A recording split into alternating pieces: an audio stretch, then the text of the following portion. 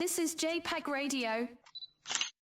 Welcome to the JPG Radio podcast, and we have a special episode today.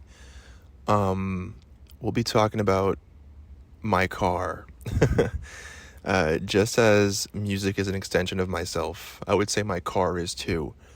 And I just recently bought a new Volvo, which I'm very content with, but I'm having troubles letting go of my old car because my old car happened to be my dream car.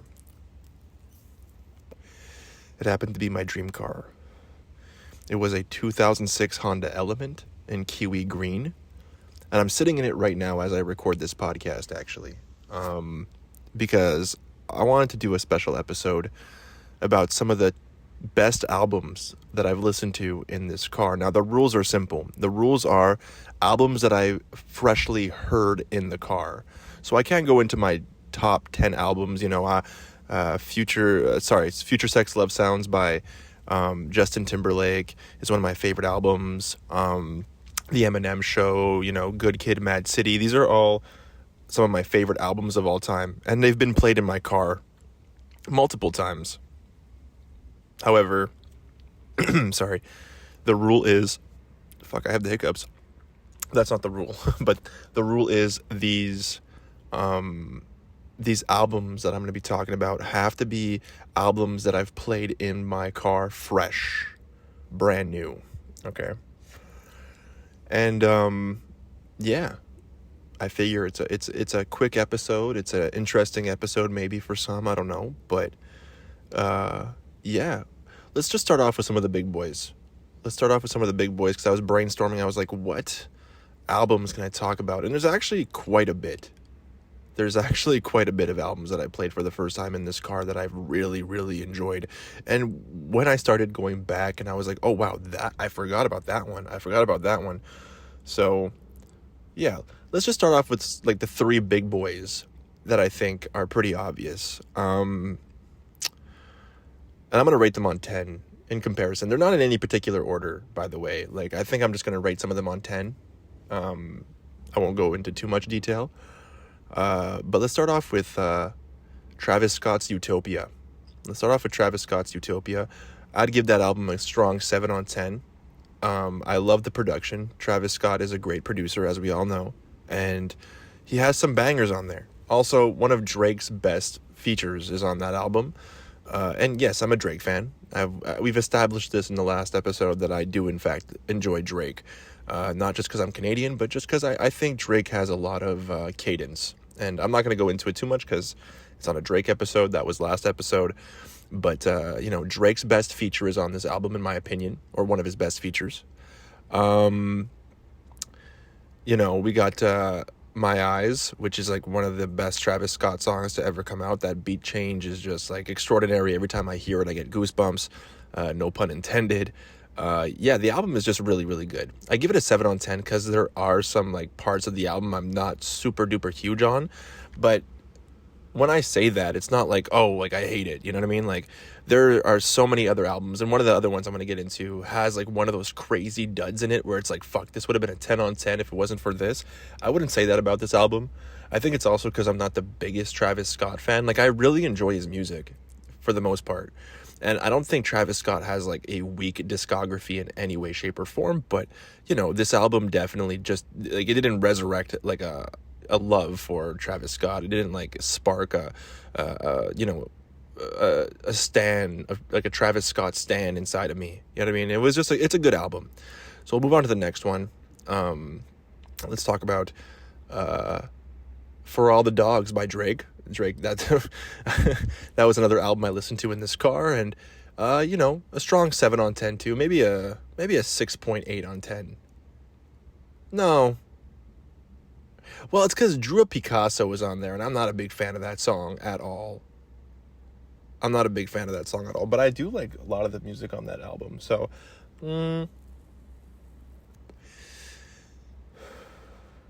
sorry, I'm also smoking a couple of darts in the vehicle today because, it's a going away video. I am getting rid of the car soon, and I just had one of my last laps with the car. It is very shaky and very very whistly You know, it makes a lot of noise. It's sad. It's kind of like putting down your dog with cancer. You know what I mean? Like I'm gonna sell it for scrap. Probably get like $1,000 out of it, which is fine for a 2006 Honda Element with like a busted CV. Well, not busted. I fixed one of the CVs like last year, but the other one's rusting out, and I don't know. Anyway, whatever. I just bought a new car. I just established this. I don't know why I still talk about the car, but I'm in love with this car. It is my dream car. The Honda Element is my dream car, and a lot of people are like, "Oh, what do you mean it's your dream car? What the fuck? Why is the Honda Element your dream car?" And it's because when I was a kid, my aunt had bought a light blue dog edition of this car, and I thought it was the coolest fucking car ever. I'm also someone who enjoys the look of the Cybertruck, so, you know I'm in the minority on that, and that doesn't bother me. I'm not, like, jaded because people don't see the Cybertruck as a nice car. I think it looks pretty cool. But, same thing with my Element. Like, a lot of people are like, it's a box. It looks like a Minecraft, fucking grass block. And I'm like, so what? I like my box. And also, it's just very spacious. I used to put a queen-size mattress in the back and camp with it. So, there's a lot of utility with this car. So that's one of the reasons why I love this car. But anyway, back to For All the Dogs by Drake. Some great bangers on there. Fear of Heights is a great one. Off the top of my head, there's that one with Lil Yachty that I enjoy. Another Late Night, I think, or whatever. And there's that other one. Fuck, what's it called now? I think it's like one of my favorite. Well, Virginia Beach is just a great opening track as per usual with Drake. And what's that other one? Fuck, where he's like talking about like, I remember. And he's talking about fucking like Yorkdale Mall and how Buffalo, New York was the furthest he could get. I like that track a lot because I know Toronto. I'm from Montreal, but I know Toronto pretty well. And it's just kind of cool to hear him recite that, So anyway, whatever. So yeah, let's give it a 7 on 10. Same as Utopia. Because, the production on For All the Dogs is obviously not going to be at par with Travis Scott's production, but I do prefer Drake's lyricism and his cadence, so I think it's pretty even. Definitely not one of Drake's best albums, but definitely not a bad album. Let's see. Oh, yeah. Kendrick Lamar's GNX is one of the big ones, too, that I want to talk about. Sorry. Kendrick Lamar's GNX is one of the big ones I want to talk about. Definitely an album that I replayed over and over and over again in my car. Whacked Out Murals being like my favorite track on that album. I love that track with all my heart. I think it's a really, really good song. Reincarnated. I think I made a video about this anyway. It's like in one of my last videos for like the little reel things that I made. I want to go back to doing those, but for the meantime, I don't really have time. Plus, I've been like working on this 8mm Sony camera series. I have a couple of videos in the vault right now with that. So yeah, but I like to go back to making those little cool reels. But regardless, yeah, so GNX, great album. Dodger Blue, terrible song. I think I mentioned that in that reel too. But yeah, I don't know why people like hate Peekaboo. And I don't even mind Peekaboo. I'm like, I don't get the hate behind Peekaboo. But I do fucking hate Dodger Blue. I hate the fucking beat. I hate everything about that song. Like, it's just a fucking trash song. But we're not going to go too much into it.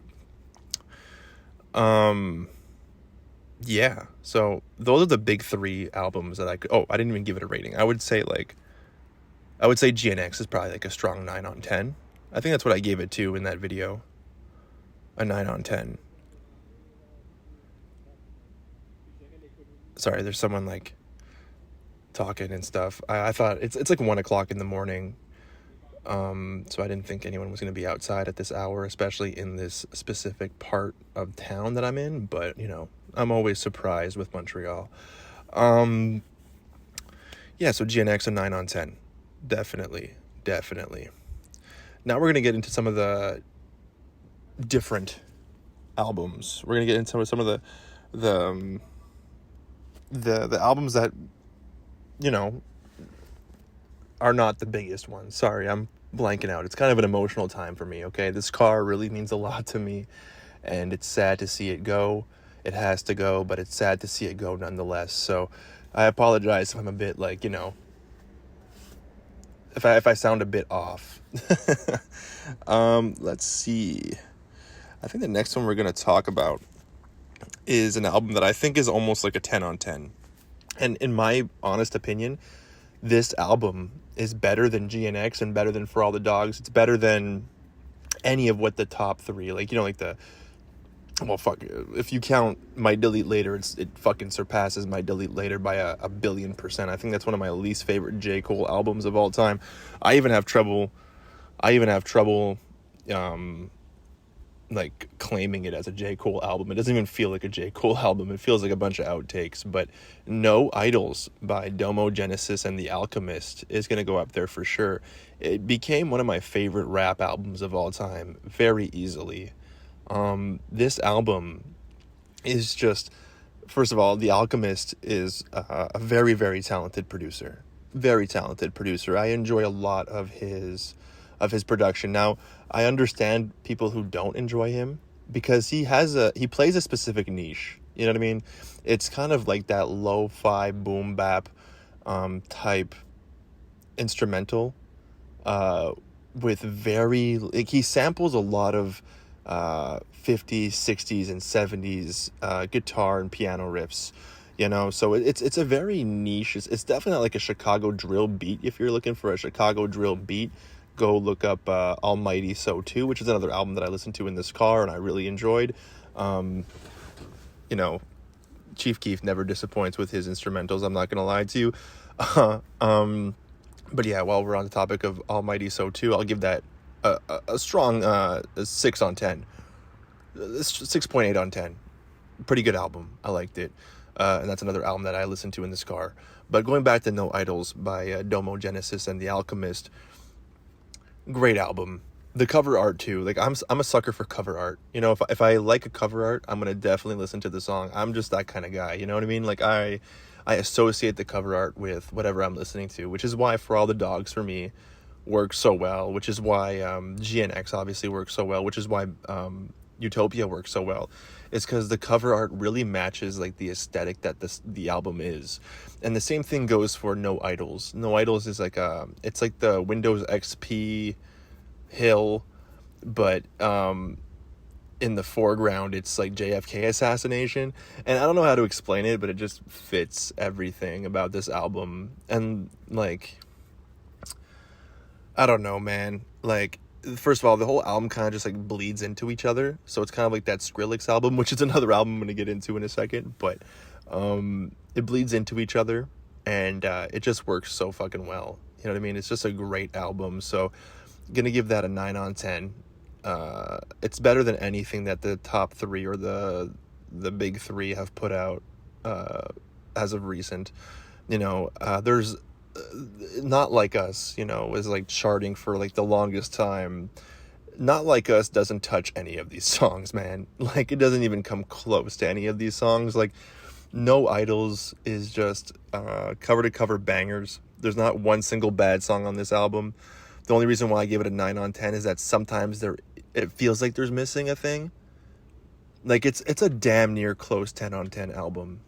Like, generally, not just like a hip-hop album. Like, it's a damn near close 10 on 10 album. But it's like there's a couple of songs, and I can't say them off the top of my head, that just feel like they're missing, like, just a oomph of something. You know what I mean? But, yeah, no. The top three, the big three, have not put anything out like this as of recent. And, yeah, we're just going to continue on. Fucking great album. Next up, we're going to talk about two different albums from the same artist that I listened to. And I think I've spoken about this in the last video or something, but Lexa Gates, a hip-hop artist from New York, one of the greatest artists to come up as of recent. I'm not even going to lie to you. This girl has, like, so much talent. Her voice is so different. It's like an Italian New Yorker type. I don't know how to explain it, but she has like this cadence to her, and her lyricism is just like so fucking amazing. It's like if you took like a Gen X rapper and infused it with like the 90s. I don't know how to explain it to you, but her cadence is just fucking phenomenal. Her lyricism is fucking phenomenal. Her beat selection is fucking phenomenal. Sorry, not her beat selection, but like her producing. I'm not sure if she's in the lab producing or she's like getting people to produce for her. I haven't done that much research on it, but whatever the case, her beats are just like very much on par. Again, kind of like an Alchemist, where it's very like 60s, 70s, 80s inspired instrumentals, and very like angelic and flowy type. I can't even explain it. I'm just gonna suggest you listen to her music. But Universe Wrapped in Flesh from 2022 was an album that I listened to in this car. Now obviously, like, I didn't buy the car, well, not obviously, you guys don't know, but I didn't have the car in 2022. But I didn't listen to Alexa Gates until I saw her on Rap TV like 2.5 years ago. And it caught my eye, and her music, her sound just caught me. And yeah, I'm blanking out right now, man. I apologize. It's 1:00 in the morning. You can't blame me. But Universe Wrapped in Flesh, strong 9.5 on 10. Well, actually, if that's a 9.5 on 10, then I guess No Idols has to be like a 9.7 if we're doing the point system, like the decimal system. But definitely a 9.5 on 10. When I listened to this album for the first time, I sat there and I was like, what the actual fuck? Like, what the actual fuck? I did not expect this artist that I had known nothing about, right? I listened to one song by this chick. I knew nothing about her. I did not expect this artist to blow me away with a 12-song record. What Will I Have? Rotten to the Core. Where Are You? If I Die, I Die. Nothing Really Hurts Me. Selfish. Mind Your Business. Like, literally every single song on this album is just a fucking banger. And I want to put out there, too, a lot of these albums that I listen to, like, I had an ex-girlfriend who lived in New York. And we were together for like 2 years until she cheated on me, but that's a whole different fucking story for another day. But yeah, she cheated on me pretty good, man. Pretty fucking good. But a lot of the times I would listen to these albums on my way there or on my way back, because it's a 5-hour drive from Montreal to New York. And I used to do that trip once or twice a month for 2 years. So, more often than not, I would actually do it twice a month. So that's like 20 hours on the road a month, like, just like straight. So I would listen to a lot of these albums in that 20-hour span, right? Like, this album right here is 30 minutes long. It's only 30 minutes long. Damn. Okay. I don't know why I thought it was more, but like, imagine, like, I would listen to a bunch of albums. Like, like, this is only a 30-minute long album in a 5-hour car ride. Well, like, I could bang off a bunch of these albums, right? So this album, I remember putting it on when I was like driving through Mass one time, and it was just so fucking crazy. I couldn't believe this artist. I couldn't believe what I was listening to. I was like, this is such a fucking, like, no pun intended, but a fleshed out, or I'm not sure if it's flushed out. Is it flushed out, like flushing a toilet, or is it fleshed out like flesh and bone? I've always said fleshed out, but maybe that doesn't make any sense. I don't know. But anyway, no pun intended if it is fleshed out, but this is a great album. So Universe Wrapped in Flesh, definitely a 9.5, great fucking album. And the next one is also Alexa Gates' album. It's Elite Vessel, which it's so hard for an artist to like go back to back with like amazing records. You don't see it often, even with like the greatest artists of all time. Usually you have like a record that comes out that's amazing, and the next one's a little bit less amazing, right? You know what I mean? Like, if you have like a pitch perfect record, which I would say Universe Wrapped in Flesh is almost a fucking almost a perfect record, you don't usually get that again. You know what I mean? Like, it's very rare to find an artist who can evolve but also stay the same. I don't know how to explain it, but not stay stagnant in their music, but also like keep true to their core. Like, it's so fucking difficult. I don't think people realize how hard it is. But Elite Vessel does that. Elite Vessel is like on par with No Idols, if I'm being honest with you. I know some people might be listening to that and being like, what the fuck, you're putting The Alchemist on par with Alexa Gates' album? Like, what are you talking about? But let me tell you, Elite Vessel is probably on par with No Idols, in my opinion. And the album is just so fucking good, dude. Like, and every time I listen to this album, right, like, at first I was listening to Alone and Lately Nothing and Stupid and What You Wish For. Like, What You Wish For was like a song that I was going back to like consistently, like every fucking day. And I listened to the whole album in its completion, right? And then later on, like, I started listening to Lover a lot, the last song on the album, the last song on the 12 song album. And Lover is such a great song, and I kind of just like passed over it, like, in my first playthrough. But then, you know, recently I've been listening to Lover like every single day. I wanna talk to you. Like, it's such a fucking good track, dude. It is such a good song, man.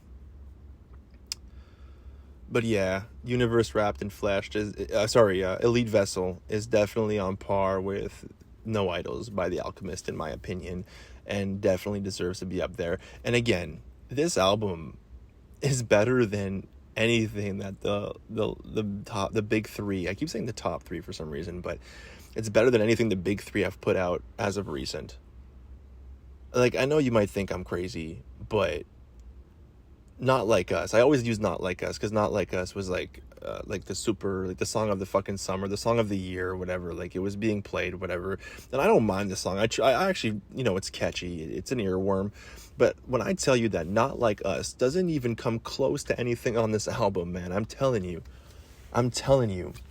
this album is just so good. You know what I mean? And like, I don't know, if you're a Kendrick Lazer, you'd be like, oh, no, you like Drake, of course you're gonna say that. But I do like Not Like Us, and, you know, I also think Euphoria is better than Not Like Us, so maybe just, like, take that into consideration. But, you know, I do appreciate Not Like Us. I just think that a lot of these albums that I'm talking about right now, or these two albums, I should say, like, No Idols and Elite Vessel, like, you know, Not Like Us is, like, so it's like a trash fucking dog shit song compared to anything on those two albums. So yeah, this is gonna be the weirdest podcast, man. I just realized, like, I'm just rambling and taking long pauses. Fuck it, I might just take another smoke. I might just, like, smoke another dart while we're here, you know. So yeah, those are the two Alexa Gates albums I wanted to talk about because I like them. The next album that we're going to talk about is Skrillex. Fuck you, Skrillex. You think you're Andy Warhol, but you're not. This album is revolutionary. Now, granted, I am a huge Skrillex fan, so I might be very biased when I talk about Skrillex. However, this album is fucking great, okay? First of all, it's like one big DJ set. So it's kind of like, it's one big DJ set. It's just chopped up into small songs. So you could have a 30-second song, and that's exactly why it's funny that I'm talking about this, because I was thinking about that the other day. I'm like, God damn it, Skrillex, because I look at my 2025 year in review, like, every Sunday to see, like, you know, what I've been listening to more and, like, where it stacks with other songs. Like, it's just something that I do, because on Apple Music, you can access that, like, I think in fucking March or, like, February, and you can just continuously see, like, every Sunday it updates, like, oh, what have you been listening to in the last week, and I've noticed that a lot of songs off that Skrillex album have ended up, like, on my top 25, which doesn't surprise me, but, like, there's so many of them, and they're back to back, and it's because they're 30-second songs that I repeat, like, fucking 20 times. So, like, it's like, oh, you've played this song, like, 36 times in comparison to, like, Lover by Alexa Gates. You've played that only 12 times, like, in the last week. And I'm like, oh, yeah, because it's 30 seconds long. But regardless, the album is fucking fantastic, dude. It is so good. It is so good. Like, I haven't had that much fun with an album in a long time. And I'm going to tell you, I'm going to be honest with you. That album is a 9.9. Because even you know what, I'm going to take it back. That album's an 8. because I forgot that there's a very weird part of that album. Every song is really good. I'm not going to say it's not a good album. Every song is very good. However, there's a part of like this quote unquote DJ set that kind of gets weird near like, it's kind of like in the middle, like middle end, like the latter half of the album, but not the exact end, because the exact end, like it finishes off very strong. But there's like this middle gap. I don't know the song names like off the top of my head, because truly I listen to the album like in its completion every single time pretty much, because, well, it's like a DJ set, so, you know, it's kind of meant to do that. And also DJ Smokey, speaking of DJs, DJ Smokey hosts the album, and it's fucking hilarious. Like, shout out DJ Smokey for real. I love that guy. He's one of the funniest, also one of the best digital artists of today's generation. And also shout out to Joey, because, you know, you can't have DJ Smokey without Joey, you know what I'm saying? What was I saying? Yeah, so, you know, the album is really, really good, but there's like this one kind of dead section, and I know a lot of people know what I'm talking about. There's like that one dead section where you're like, oh, like it's good, but it's not, it could be way better. I don't know how to explain it, but regardless, the album's definitely an 8. Love Skrillex. Quest for Fire was like a fucking phenomenal album. And I went back and listened to that one with the porcupine on it. I'm not sure what it's called, because I didn't like that album at all. And I was really happy that he dropped 2 albums that day, because like Quest for Fire is one of my favorite albums of all time. Definitely a top 10 album. It might be bumped out by this new Skrillex one. Actually, no. The new Skrillex one is really, really good. It's not in my top 10. Quest for Fire is definitely in my top 10. And it's just a great album. And in his second album that he came out with on the same day with the porcupine, it's okay. But I went back to it because like I heard that a lot of the tracks on his new album, like the Fuck You Skrillex album, referenced tracks. So it was referencing tracks from Quest from Fire, right? Like he was almost like remixing his own songs, which was kind of cool at some points. But I heard that he was like remixing other songs too from like that album, and like you could hear kind of like, so I went back and it's actually not that bad. I think I was overcritical of that album, but regardless, I didn't listen to Quest for Fire for the first time in my Honda Element, so it doesn't count. But fuck you, Skrillex. You think you're Andy Warhol, but you're not. Definitely an 8 on 10. Definitely a noteworthy album from this car era. And let's jump into the next one. The next one, there's 2 albums from this guy, but I'm not even sure if I can like really like, I don't know if I can like really say one of them's an album. Okay, so I'm gonna try to pronounce his name. His name's Piero Umiliani. Piero Umiliani. Yeah, Piero Umiliani. He's an Italian jazz artist. Okay, no lyrics or anything. He doesn't like sing, but he's very, very fucking talented, man. And I'm gonna talk about the first one. I'm gonna talk about is like not really truly an album. It's kind of like, I think it's like a soundtrack for a motion picture. Yeah, it is.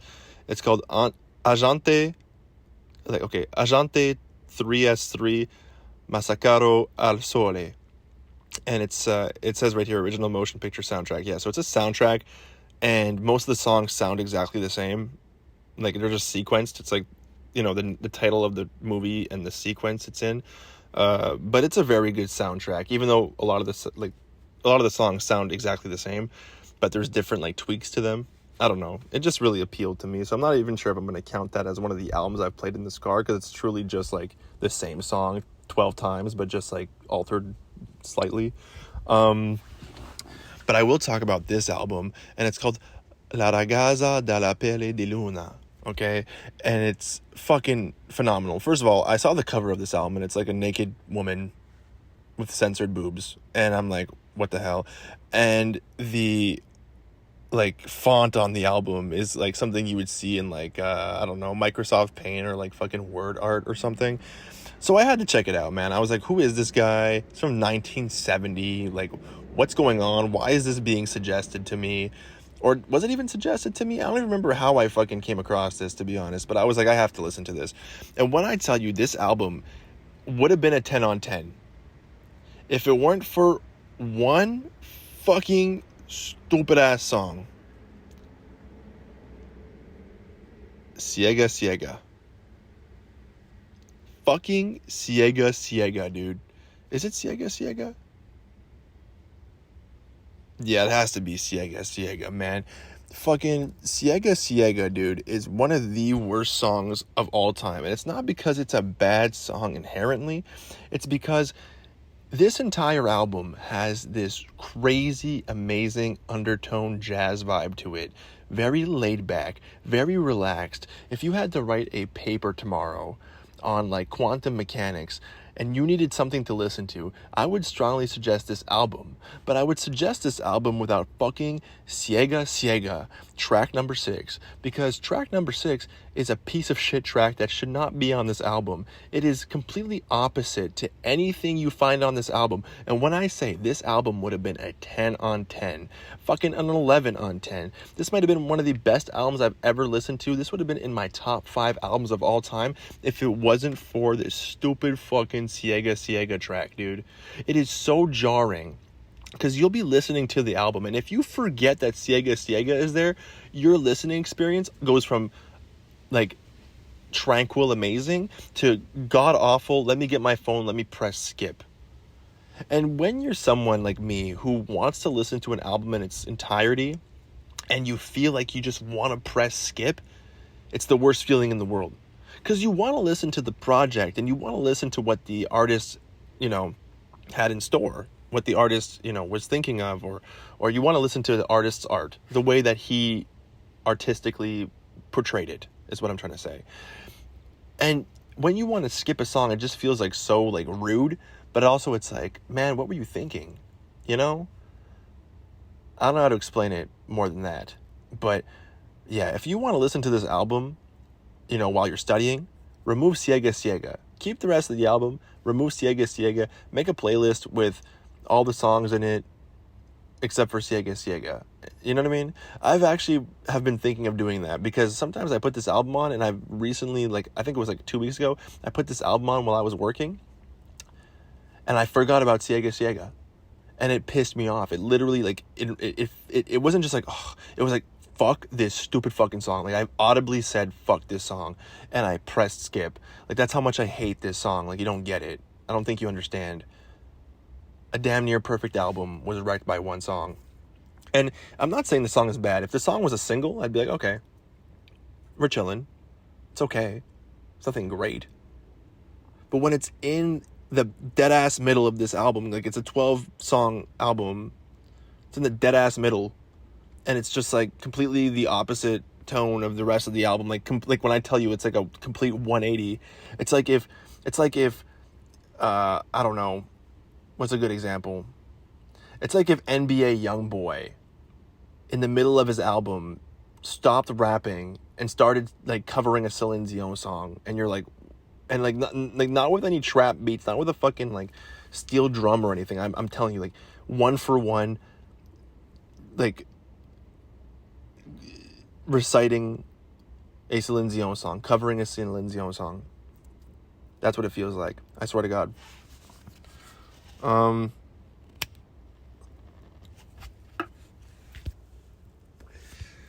Sorry, I started smoking again. I'm really sad about this car, man. I'm really sad about this car. Oh, we can talk about this one too.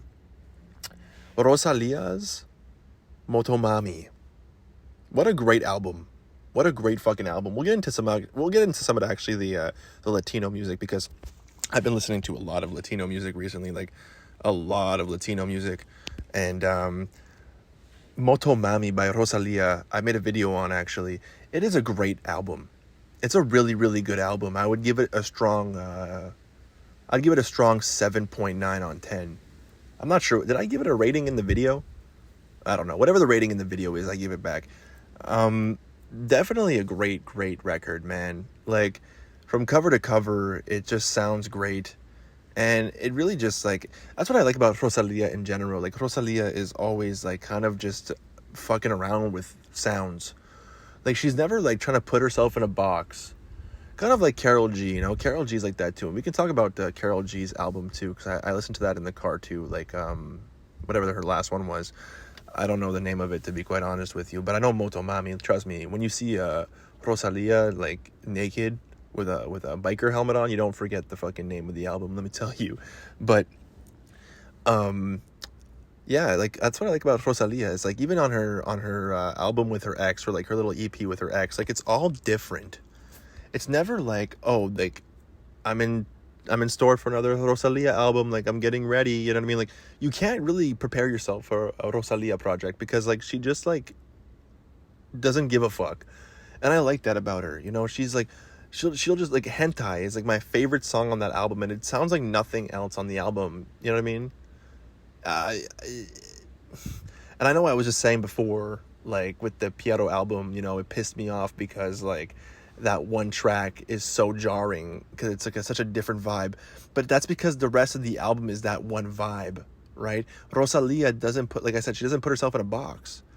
So like Motomami is just like a bunch of music, and yes, it follows like a train of thought. It follows like a genre of music. I'm not saying it's like different genres, like at all different corners of the album, but it's just like it's like, oh, I'm a musician and I want to make what I like.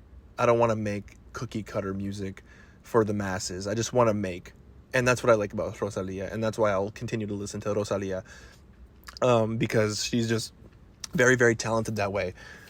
Next album is going to be Alligator Bites Don't Heal. I've had a video on this too before. I'm not going to get too much into it, but I think it's a great album. I think cover to cover, it's very strong. I think Doechii has more time to grow, or like more space to grow is what I'm saying, as an artist, because I listened to it again the other day and I enjoyed it. Obviously I wasn't like, you know, mesmerized like the first time because, you know, I had not listened to the album before that. But now that I've come accustomed to the project, it definitely needs room to grow. And I don't think Doechii's a bad artist because I know she gets a lot of hate recently. But I don't think Doechii's a bad artist at all. Do I think that Timeless remix was necessary? No. I think the Timeless remix was actually super fucking dog shit. It just the song is just completely destroyed with Doechii, and I know people are gonna be like, oh, you're such a pussy or whatever, like it shouldn't bother you that much, it's just a fucking black woman on a track, and it's nothing to do with her being black. Like I don't know where this narrative came from, but the song just sounds like shit. You know, it's not racist for me, it's not sexist for me to say that the song sounds like absolute dog shit with Doechii on it. So yeah, she deserves all the criticism for that one. But Anxiety is actually a pretty decent track. And a lot of people were shitting on her because, oh, like you just sampled a super popular song. You're acting like that hasn't happened before. You're acting like David Guetta and Bebe Rexha didn't put out I'm Blue, make like fucking millions of dollars based off one of the most popular tracks, or like sampled one of the most popular tracks in the entire world. Like I Am Blue is probably one of the world's most popular and famous tracks. Like no matter what corner of the world you're in, they know that song. I'm blue, ba ba be ba boo ba. I didn't see David Guetta or Bebe Rexha get fucking shit on. You know, and I actually do like the remix. I enjoy the remix. But I didn't see them get shit on. So, I don't believe in shitting on Doechii for the sample on Anxiety, but it is a good track. Timeless remix, absolute shit. Never want to hear that again. I heard it one time, and that's the only time I'll ever hear that song. It is fucking bad. Her lyricism is terrible on it too. But that's what's surprising, is because like Alligator Bites Don't Heal is actually pretty good. I like it a lot. I think her lyricism on Alligator Bites Don't Heal, sorry, is actually super phenomenal. And that's why I like it so much. Definitely a strong 8. You know what? Now that I'm saying it, you know, the Rosalia album's so good. I wouldn't rate it better than the Rosalia album actually. Maybe a 7.5. I'm not sure what I gave it in the video, but it gets a 7.5 now. I'm kind of an asshole, man. I'm kind of an asshole. What other albums have I listened to in this car? Oh, Ray Vaughn. I listened to the Ray Vaughn album, The Good, The Bad, The Dollar Menu. I like it. There's not much I want to say about it. Again, I think Ray Vaughn is similar to Doechii in a way where he has a lot to grow. A lot of space to grow. Sorry. I did that twice. Did the same mistake twice. Damn. But I like this album. I think he sounds a little bit like Kendrick on this album, which kind of doesn't annoy me. It doesn't annoy me. I like it. But it's like, I want him to find his own groove. Because I know what's going to happen. I know he's going to grow as an artist. And I know he's in beef right now with someone. I don't really care. Like, I don't know if it's Absol or like, or Joey Badass. He's in beef with one of the OGs. One of the OGs in that corner of rap. I just think like he's gonna grow as an artist, and if he stays like exactly what he's doing now, he's gonna get criticized a lot for sounding like Kendrick, and that kind of pisses me off because I think he has so much potential, and I don't want him to just be labeled as like the broke man's Kendrick, So Ray Vaughn, I think you're great. I want you to continue doing what you're doing, but I want you to expand on your own horizons. Like, I want you to expand on your own sound, because I just know what's coming down your pipeline, and it's going to suck because you're going to get pigeonholed to sounding like Kendrick. But, these albums this album is very, very good. These songs are really, really good. I'm going to look up what's that Karol G album called now? I'm going to try to pronounce this, even though I know a bit of Spanish.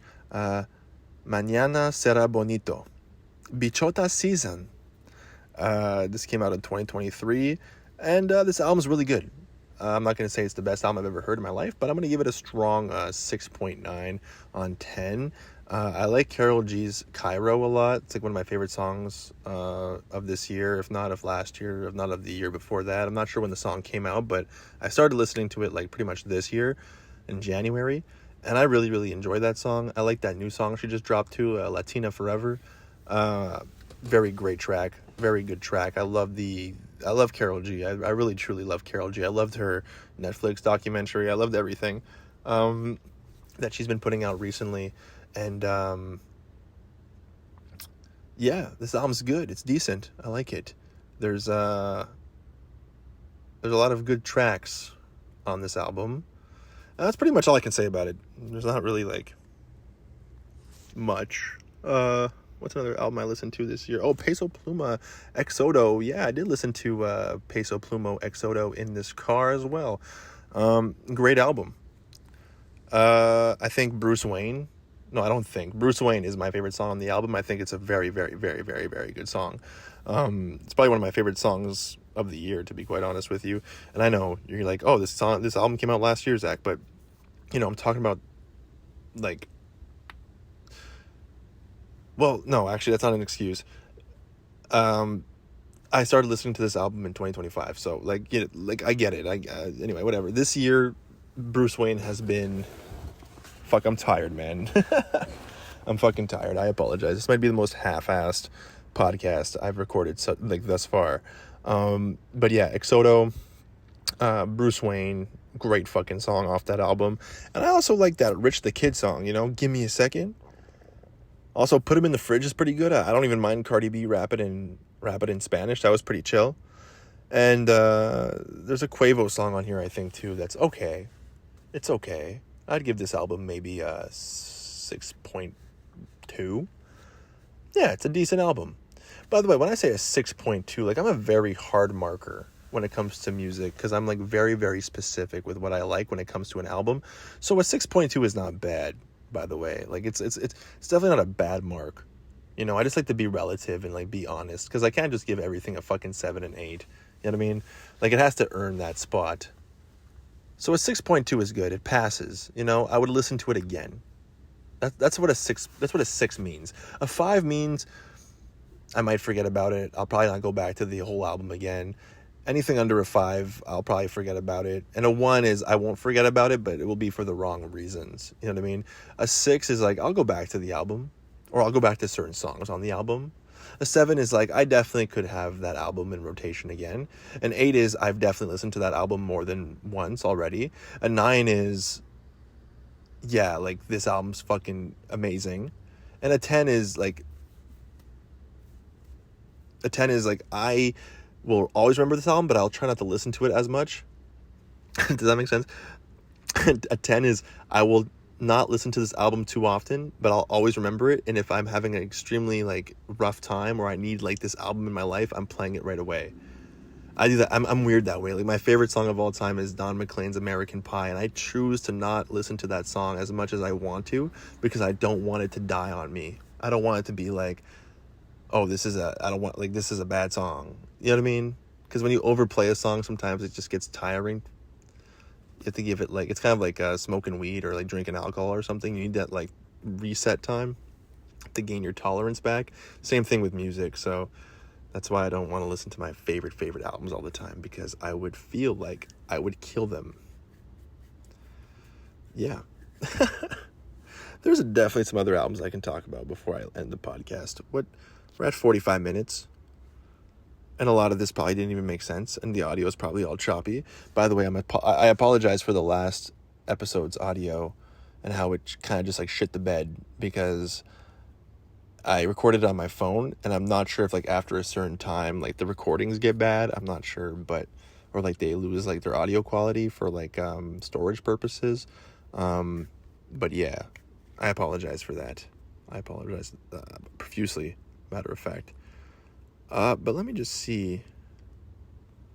What else did I listen to in my car? If I scroll up, maybe something will come of mind. Oh, yes. This is what I wanted to talk about. I forget what the album's called. Let's go Google it right now. Oh, yeah. Cardinal by Pine Grove. Now, this one kind of hits home because there's a song on there called Aphasia. Aphasia? Yeah, that's how you pronounce it, aphasia. I don't know. I'm actually really good at English, I promise. I just have a speech impediment and I can't pronounce things. But Aphasia is a song that my ex sent me. One of the first songs ever that my ex sent me. And, you know, it's kind of funny. It's kind of ironic that that's one of the first songs she sent me, because, damn, our relationship was extremely toxic. I think that's one of the reasons why I'm kind of sad in this car, too, because so much time was spent in this car driving to see her and camping with her, and she was in my car so often, and I think I bought this car at the beginning of our relationship, you know what I mean? I think that's one of the things that I'm letting go of in this car, is kind of like those memories. You know what I mean? So anyway, we won't get too much into that. It's not a dating podcast. It's a music podcast. But it's just kind of funny. It's kind of ironic that she sent me this song, because this song is so depressing, and the messaging in this song is I won't go into it too much, actually. You know, it's something personal to me. But if you want to listen to the song, I strongly suggest it. It's Aphasia by Pine Grove. I've only met one other person who knows Pine Grove in real life. Shout out Julie. Yeah,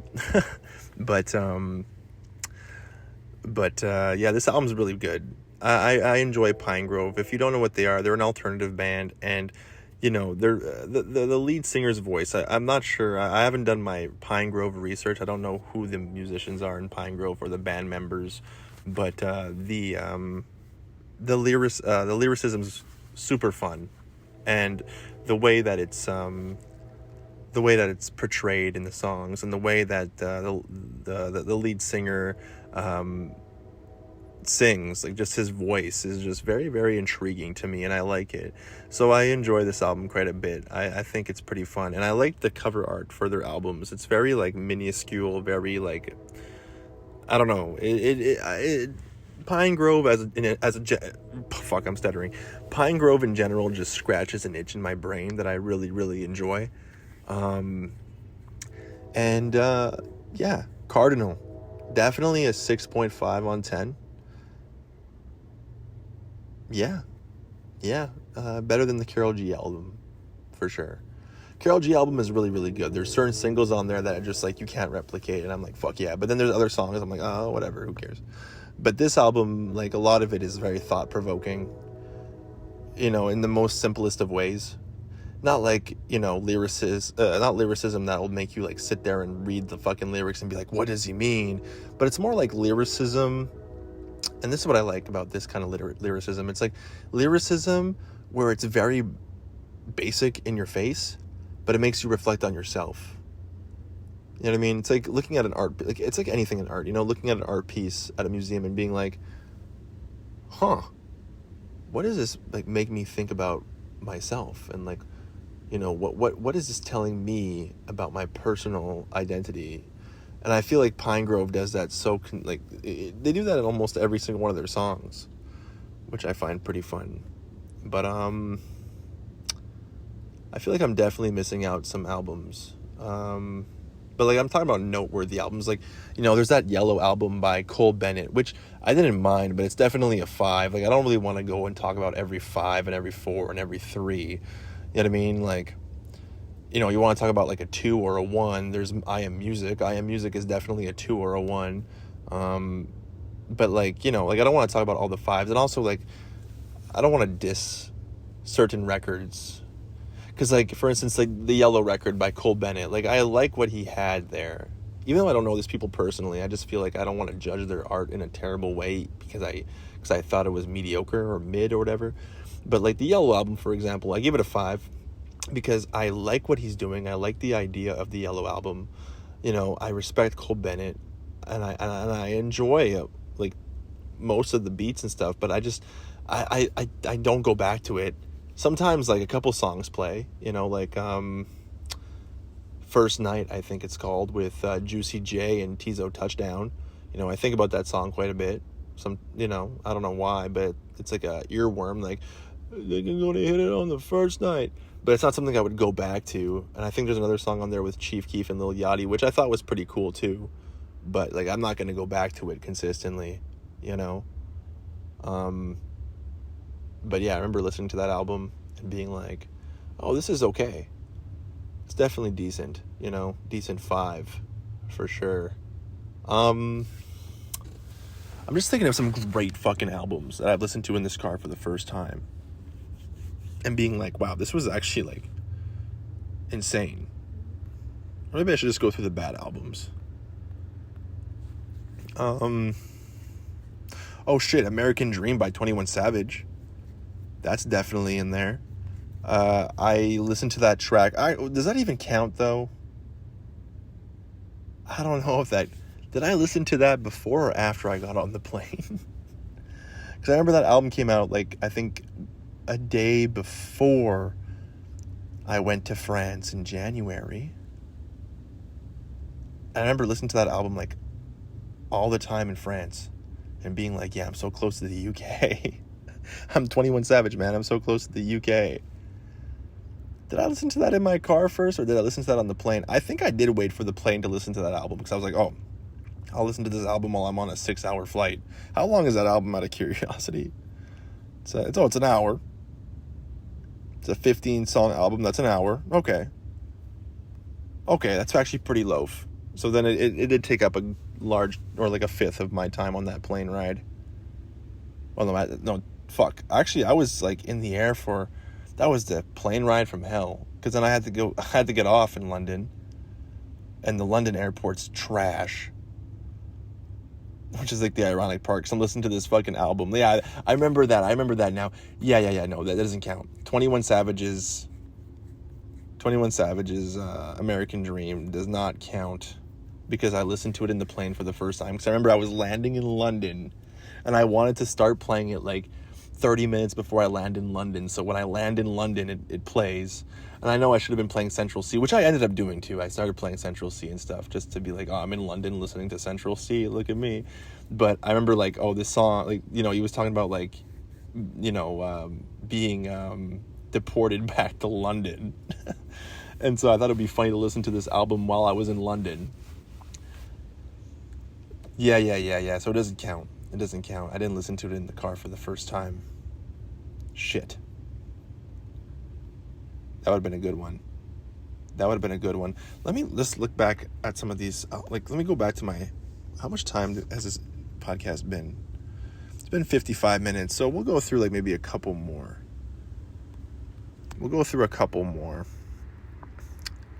This year. Oh, yeah. This one's a good album. Fuck, I don't know the album name, though. That'd be great. Can I just hold it down and go to the album? Yes, I can. Go to album. Boom.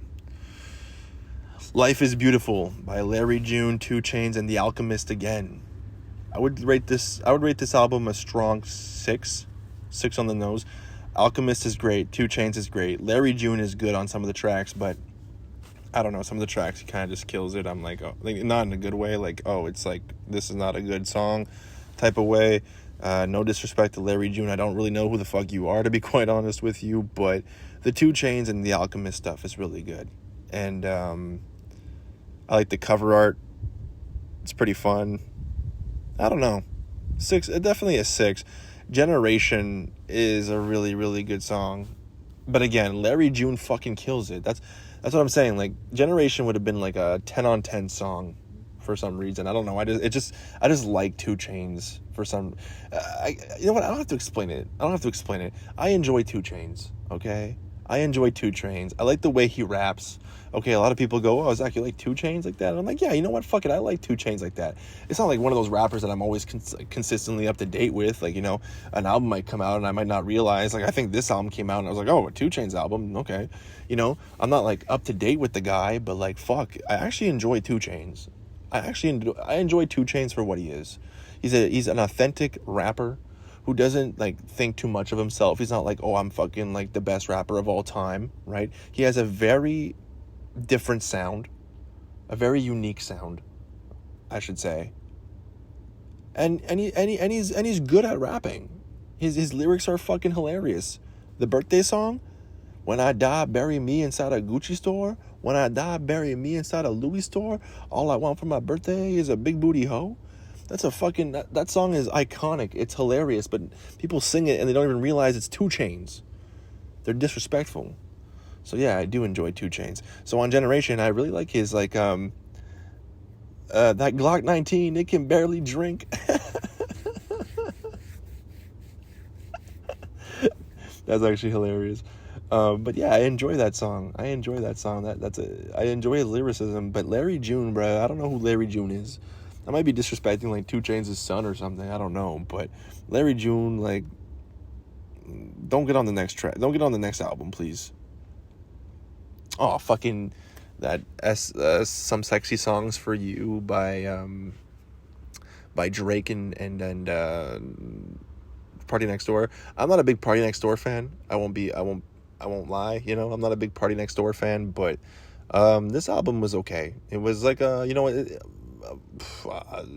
5 on the nose. There's some good songs like Nokia and Spider-Man, Superman, or whatever the fuck it's called, you know, but a lot of it's just forgettable to me. I'm not a big R&B guy to begin with. I do enjoy like Brent Faiyaz and shit like that, but you know, this album was it was mid. It was mid for me. It was super mid actually for me. The highs were very high, but the rest of it was like So yeah, I'll give it like a 5. And okay,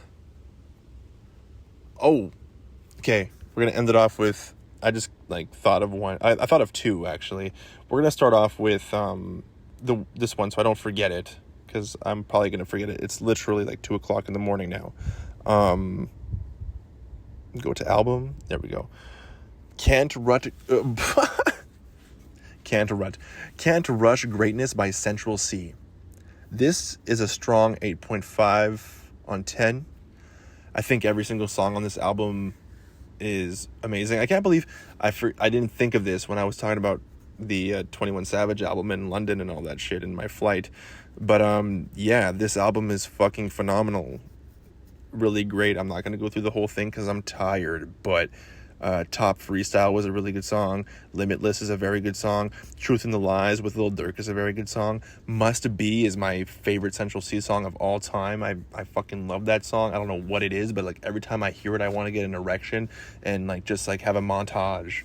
You know, every time I hear Must Be, like a montage of like amazing things just goes on in my head, you know, like I don't know, like I'm on a yacht and then like I'm in a Lamborghini Urus, like it's things I don't really care about in real life, all of a sudden I care about while I'm listening to the song. Like I'm like, oh my God, like, you know, I just want a white picket fence with a dog and a nice car, but all of a sudden this song comes on, I'm like, fuck, I need a Lamborghini Urus, I need a fucking yacht that has a helicopter pad and that has like wings that could like fly out of the water whenever I want to and drop ballistic missiles, like the Lockheed Martin Angel of Death.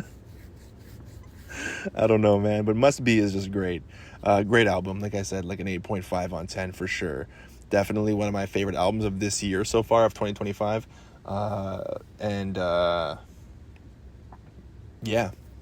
Yeah, definitely. And then the last two I'm going to talk about actually is Don Toliver's, what's it called now? Fuck. What the hell is it called, man? Don Toliver's Heartstone Psycho. I've already talked about this album, so I won't talk about it too much. I've talked about it in another video. Very good album. Don Toliver is great. I think that the rock rap kind of sound was like very much cemented on this album. I think he was the best to do it, and I'm not going to talk too much about it because, like I said, I talked about it before in other videos, but great fucking album, man. Great fucking album.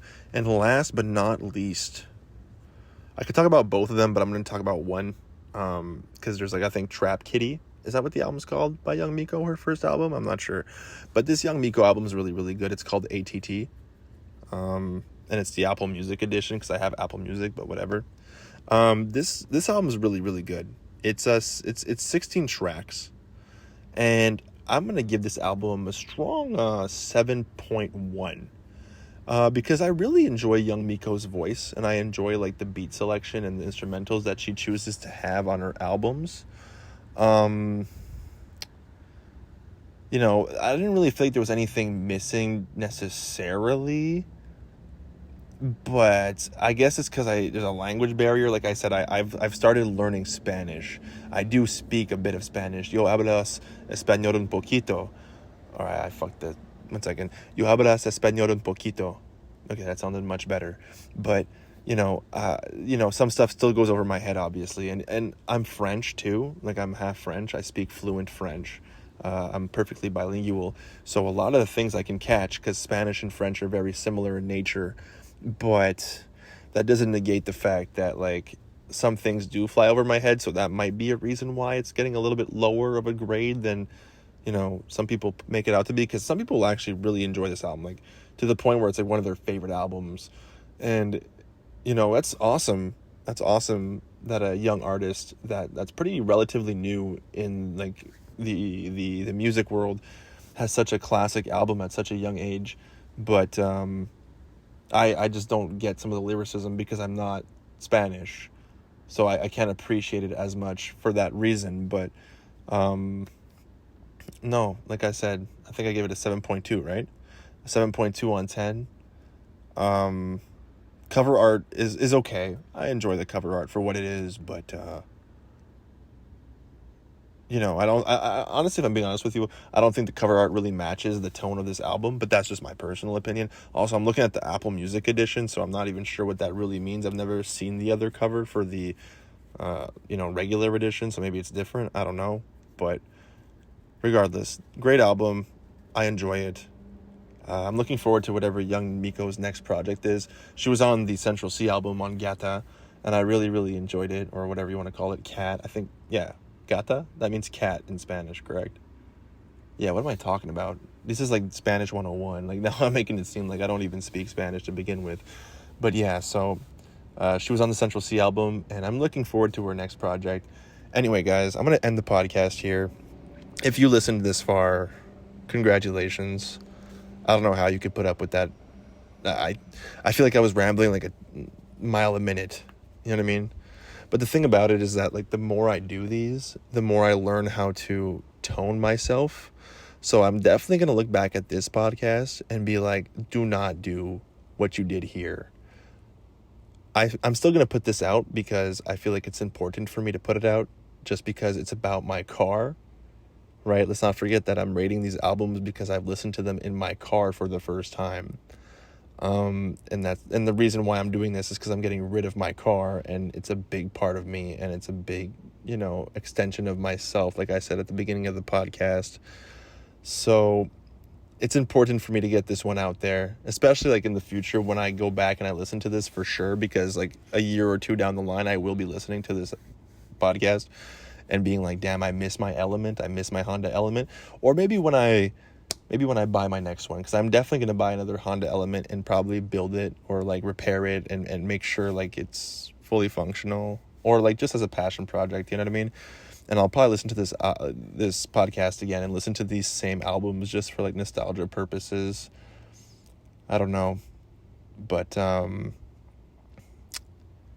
yeah, some of these albums really got me through some tough times. And there's a bunch more albums that I could probably think of later on, but I can't go through them all. It's already been like, how long has it been? Like an hour and 5 minutes, you know what I mean? So I'm going to leave it off at that. I think this is our longest podcast yet. And it's also our most like fucking chaotic podcast of all time. But yeah. Thank you for listening if you've listened this far, and I hope the audio isn't corrupted this time. I also hope the audio just works, because I've been like moving my phone back and forth. I've been like lighting a couple cigarettes. I've been like fucking doing everything under the sun. So anyway, have a great day. For me, I'm going to say have a great night, because it's like fucking 1 a.m. And I hope you enjoyed the podcast. Hopefully I catch you in the next one. And until then, we'll talk about music at a different point. Also, comment the albums you've been listening to so I can listen to them and maybe talk about them in the next video. Okay, ciao.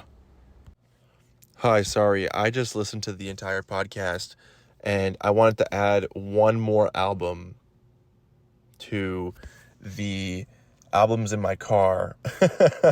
Clearly, this is a very important topic to me, but I just re-listened to the entire thing and I forgot to add this one album, and it's very, very important. It's a Freddie Gibbs album, and I enjoy Freddie Gibbs. I like them on Alfredo, and I liked his features on on Vultures. But You Only Die Once is a great fucking album, and I listened to that album probably 4 or 5 times in its completion in my car, and I just wanted to add that. Also, moving forward, we're going to remove the background music off these podcasts, because I went back and I listened to this and I thought it sounded really good without the background music. And then I listened to the Cousins, or like the Kanye West sucking off his cousin podcast that I did, and I felt like a lot of the points that I was making, I felt like they weren't as emphasized as they could have been because of the background music, if that makes sense. Like, it just didn't fit the general aesthetic of the podcast. I do like promoting my own music, and the background music is my own music, but based off other podcasts that I listen to too, because like there's not really any other podcasts with background music. So I don't know. Like I said, I'm new at the podcasting game, or I prefer to call it a radio show just for the fun of it, because it's a JPG radio. But I'm new to the radio show game.